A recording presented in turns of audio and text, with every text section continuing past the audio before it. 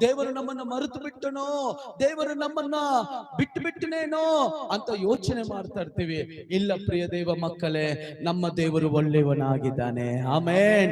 ಎಷ್ಟು ಜನ ಹೇಳಕ್ ಸಾಧ್ಯ? ಏನೇ ನಡೀಲಿ, ಎಂತಾದೇ ಆಗಲಿ, ನಮ್ಮ ದೇವರು ಒಳ್ಳೇದಕ್ಕೆಂದೇ ಮಾಡುತ್ತಾನೆ. ಆಮೇನ್. ಯಾರಾದ್ರೂ ಆತರ ಹೇಳುವವರಿದ್ರೆ ಕೈಗಳ ತಟ್ಟಿ ಹೇಳ್ರಿ. ಎಂತ ಪರಿಸ್ಥಿತಿ ಆದರೂ, ಎಂತ ಸನ್ನಿವೇಶವಾದರೂ ಕೂಡ, ಎಲ್ಲ ಸ್ಥಿತಿಗತಿಯಲ್ಲೂ ಕೂಡ ದೇವರೇ ನೀ ಒಳ್ಳೆಯವನು. ಆಮೇನ್. Hallelujah, hallelujah.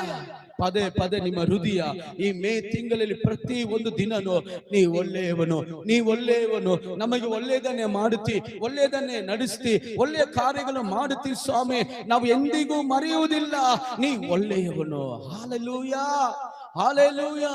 ನೀ ನಡೆಯುವಾಗ, ಮಲಗುವಾಗ, ಪ್ರಯಾಣ ಮಾಡುವಾಗ, ಕೆಲಸ ಮಾಡುವಾಗ, ಎಲ್ಲ ಪರಿಸ್ಥಿತಿಗಳಿಗೂ ಕೂಡ ದೇವರೇ